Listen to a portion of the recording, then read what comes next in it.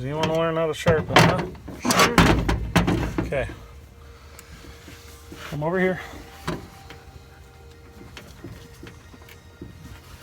Whatever side you're handy with. You see how you got an angle right there? Yeah. Right. Go like that. Yeah, you want to take your file over the saw so you can look straight down at it, and you just follow that angle.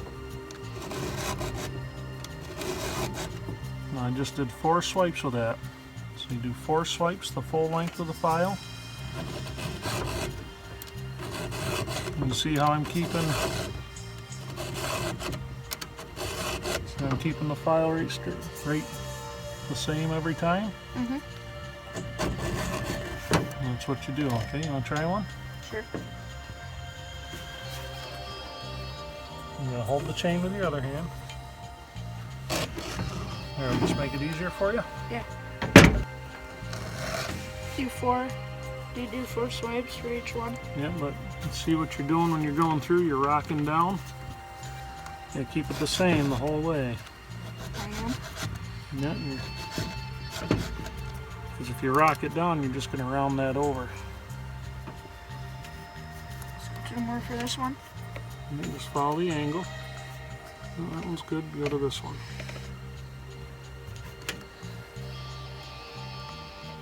You don't have to push hard. Just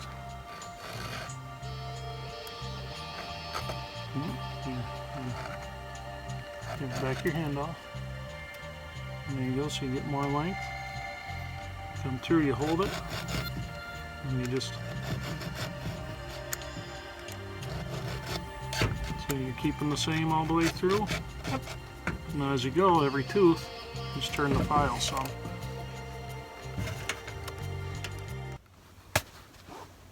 Well, the boy and I are here to the woodlot where we're going to be dropping some trees. So I'm going to show you guys a little bit how we select them. A couple things. I did remember my brain bucket today. We have one for the boy too. Got a nice bright orange one so I could see where he's at all the time. So we're going to go in, we're going to be selecting some timbers that we want to cut. There's a couple things that... Hi, Wyatt. Oh. If I stand here? Right here?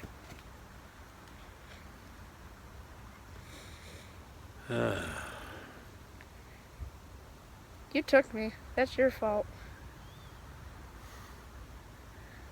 You know, I'm going to tie you to one of the trees out here. No, you're not. Oh, yes, I will. You say that every time. Mommy doesn't have to know what happened, does she? I don't know where he went. He got lost in the woods. She's not going to believe you. Who's going to know? Pain in my ass. Anyway, a few things I'd like to look for when I'm selecting these trees. Obviously, we want good straight trees. Best we can get anyway. You're inevitable, you're going to get some trees probably going to have some bows and crowns and stuff like that. Not a big deal, but I try to avoid it when I can. Unfortunately, you have to get what you can get, and I'm not one of these rich folk who have... I can't just go to the log yard or the lumber mill and buy what I want for this project. That's why we're doing things the way we're doing them. We're doing them on the cheap. So, but we still want it right. So I want good straight timbers. The other things I'm looking for, I don't want big branches coming off of the tree. I want it telephone pole style if I can. Fortunately, this is a nice spot. So there's some really nice trees in here. The other thing I'm looking for, I don't want to cut anything on the edge of the field here. Reason being is I don't want something that's had a lot of wind beating against it its entire life. That creates a lot of stresses within the tree. So I want to go in just a little bit deeper where it's had some shelter from the wind, because what's going to happen, you get a tree that grew up in a field and the wind's battering it all the time, it's going to work against that tree. It's going to be constantly moving it. So you're going to get some things like grain shake. You're going to get a twisted grain. It's not going to be as stable. That's the big thing. It's not going to be as stable. Talk to any guys who've ever cleaned up trees in a hurricane zone after one's gone through, and the stresses that those trees are under from being twisted around and everything up. It's really amazing. So anyhow, I'm going to take you into the woods. We're going to select a few trees right off, and I can show you exactly what I'm looking for. All right, so we have our first victim here. It's probably about a 12-inch, 14-inch trunk. It's nice and straight. Doesn't have any hooks till it gets up quite a ways. Now, really not much lean in it, which is what I want. Now, I've got the wind at my back here, so what we're gonna do now, guys, a little disclaimer here. I'm not a professional logger, all right? And I know when I cut these trees, I'm going to have a flood of comments from all you armchair professional loggers out there. So save your breath and keep in mind that I do not do this every day. I just do it when it's needed, okay? But this is the first one we're going to take down. So I've got to get my escape route planned out. I've got to get the boy in a safe spot. And we're going to drop this guy. Tape measure. Thank you. Let's start rolling.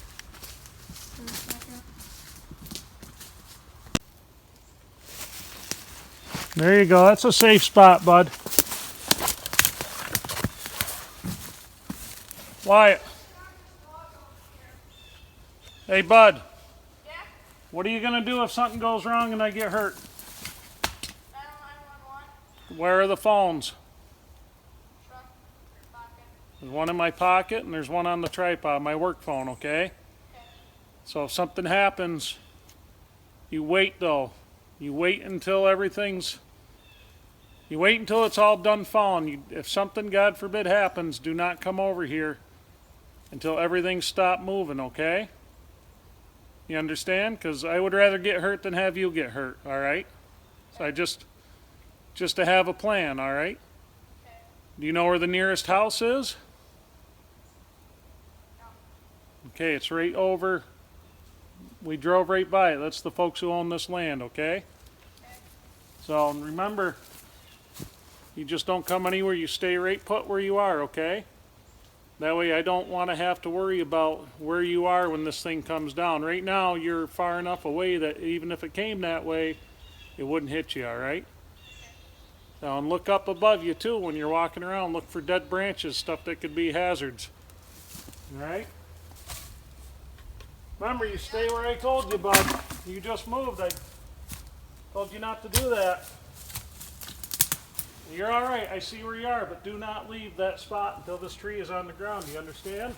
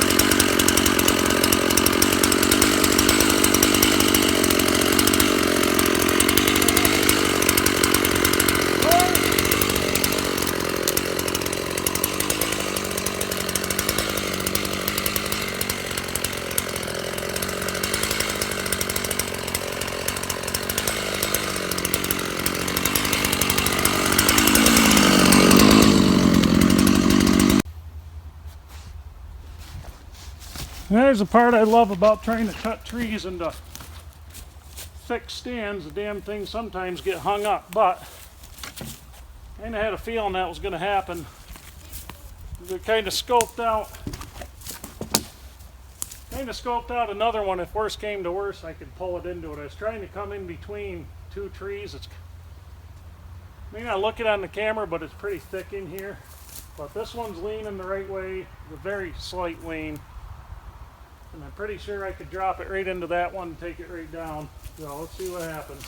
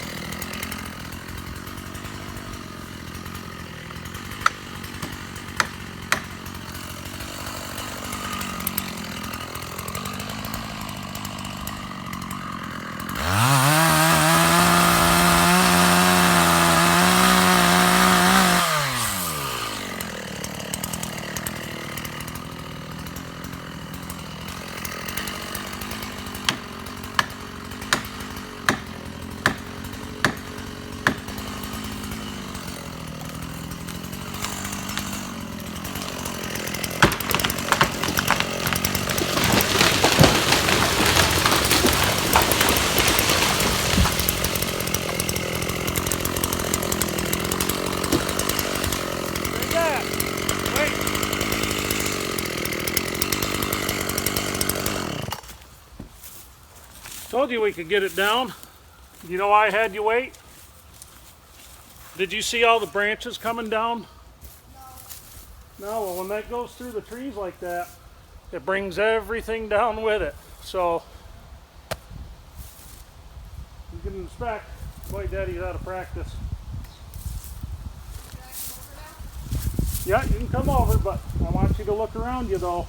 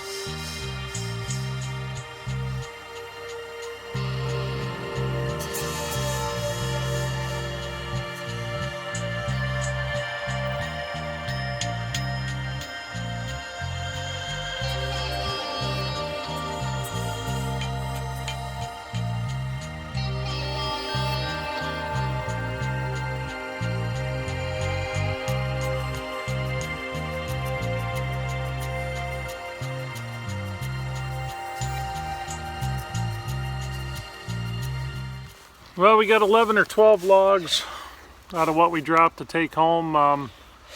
Won't be taking it home today. The guy who owns the property, he comes out with his backhoe. It's a pretty good deal, I got to tell you. He comes out with his backhoe, he skids them out, loads them on a trailer for me. We get them home, we unload it. It's not too bad at all, but today was the boys' first trip to the woods with Dad. What do you think? Tiring. Tiring? Yeah. Did you have fun? Yeah. Yeah? What'd you like? I don't really know. Don't really know. Everything. Everything? Well, that's a good answer. Sounds real excited, doesn't he? Sounds like he was real happy to be here. I'm tired. Tired and he's hungry. I could use a bite to eat myself. So we're gonna get some terrible nitrate filled food on the way home and Called McDonald's. hope mommy doesn't find out. We don't eat it often, but once in a while it just tastes good. But you never feel good about eating it, I'll tell you that. You always feel guilty afterwards. So I don't. he doesn't, not yet. Another 20 years he will. All right, so anyhow, we got some good trees today. We got some beautiful trees, but I had to get a couple of more logs for 10 by 10s because I'm a little shy for my top plates. And we also need everything else though is going to be 8 by 8s and 2 by 8s from here out. So we got a bunch of logs cut for that today because we need rafters and we need queen post. So it's nice to be able to go and select the trees you want to cut yourself. I got very lucky to be able to get this option. Some of you may not know, if you guys are new to the channel, the first couple loads of logs I had, I bought triaxle loads. They were $1,100 a pop. So for one of these loads of logs, say 11 or 12 logs, 16-inch diameter, cost me about $250. That is a awesome deal, and the price is just beautiful. So I'm saving $600 a load. By the time I haul 2 of these logs home, it equals about what a triaxle load is I was getting. So we're saving a lot of money that way. But we're also, you know, this is good for us. It's nice to bring him out here and get out in the woods. You know, I grew up around here, so it's real nice. It's like a homecoming for me every time I come back. But anyway, rambling on, I'm just happy to be out here and very happy to be cutting trees down. Like I said in the beginning, guys, I'm not a professional logger, so Neither am I. neither is he says. So I'm not a professional. I'm a hobbyist. You know, I cut trees. I've cut a lot of trees over the years, a lot of them. I mean, I've cleared lots for people. I've gone and clear cut patches of woods, you know. So I don't do everything right. I try to get better at it every time I come out. I mean, first tree out of the chute today, we hung it up, but I knew what I had to do to get it out of there. It was going right where I wanted it to do, but the top just wasn't heavy enough to carry it through all the other branches. It didn't hit against any trees. It went in between a couple and the top branches caught it. That's going to happen. I mean, it may not look it, but for dropping trees, it is fairly thick in here. So we took care of that one by dropping another tree into it, you know, problem solved. But I know I'm going to get a lot of comments on, you're doing this wrong, you should have draw bored this, stuff like that. Going with draw boring, that's what all the insurance companies are teaching now and all the manufacturers, and I have nothing against it. If that's what you do, great. There are other ways of dropping a tree that's leaning a little bit without draw boring it. It's not a method I like, and it's probably because I don't do it a lot. I do it when I need to, but I've never felt like I've had the control over it that they say you get. I prefer, if I've got one that's leaning, I'll start on one side and then work the saw in and get past that danger zone where you're going to catch that. You know, you got to get past the heartwood a little bit to keep that thing from barber chairing. So, like I said, I know I've got a good idea of how to drop trees. I mean, obviously they're on the ground and we didn't get killed. So that's really what's important at the end of the day. There was no close calls or anything like that. We kept the boy at a safe distance, well out of the fall zone or any zone where the branches are going to be dropping on his head. But anyway, hope you guys enjoyed this. We're going to have a couple more trips to the woods here before winter closes in. I'm probably going to end up cutting another 12 to 18 logs to finish this up. So anyway, you guys have a good day, and I will see you on the next one.